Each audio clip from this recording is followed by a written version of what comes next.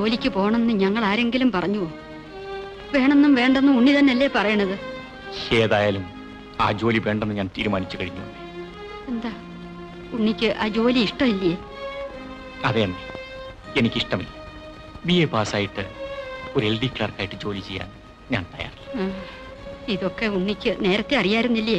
അമ്മ അധികം സംസാരിക്കണ്ട, സുഖമില്ലാത്തതല്ലേ. സുഭദ്രെ അറിഞ്ഞോ വിശേഷങ്ങള്? കോവിലകത്തെ സുഹൃതം അത്രയ്ക്ക് അങ്ങോട്ട് നാനാവിധ ആയിട്ടില്ല. അത് കൂട്ടിക്കോളൂ. ഹരദേവത രക്ഷിച്ചു. എന്താ ഉണ്ടായിയാവോ? ഹായ്, ആ കിടാത്തില്ലേ കലക്ടർ ചാത്തന്റെ മകളെ. എന്താ കണ്ടുവോ പോയിട്ട്? കണ്ടുവച്ച കാര്യം നടപ്പില്ല എന്നുറപ്പിച്ച് തന്നെയാണ് നാം പോന്നത്. കോവിലകത്ത് എത്തിയപ്പോഴേക്കും അപ്പുകുഞ്ഞ് നിൽക്കുന്നു വാതിക്കൽ. അവന്റെ ഇടപാട് ആ പെണ്ണ് അങ്ങോട്ട് തീർത്തത്രേ. ഏത് പെണ്ണാണാവോ? ഹായ്, എന്താ സുഭദ്രേ ഈ കേക്കണേ?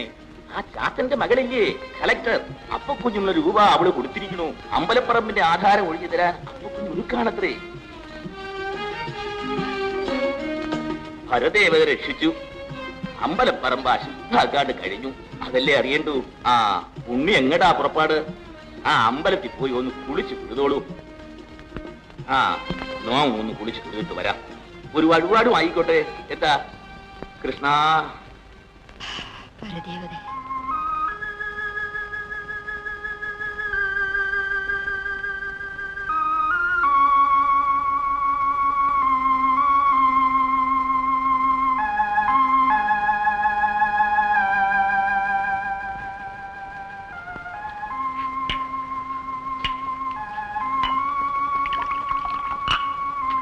അമ്മേ,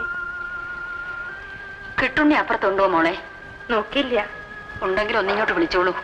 കിട്ടുണ്ണിയപ്പോ ഒരിടത്തൊന്ന് പറഞ്ഞയക്കാൻ വേണ്ടിട്ടാ. എനിക്ക് ഒരാളെ ഒന്നിങ്ങോട്ട് വിളിപ്പിക്കേണ്ടിയിരിക്കണു. ആരെ അമ്മേ? അതെല്ലാം മോളും പിന്നാലെ അറിഞ്ഞോളൂ. കിട്ടുണ്ണിയെ വിളിപ്പിച്ചോളൂ. ശരി.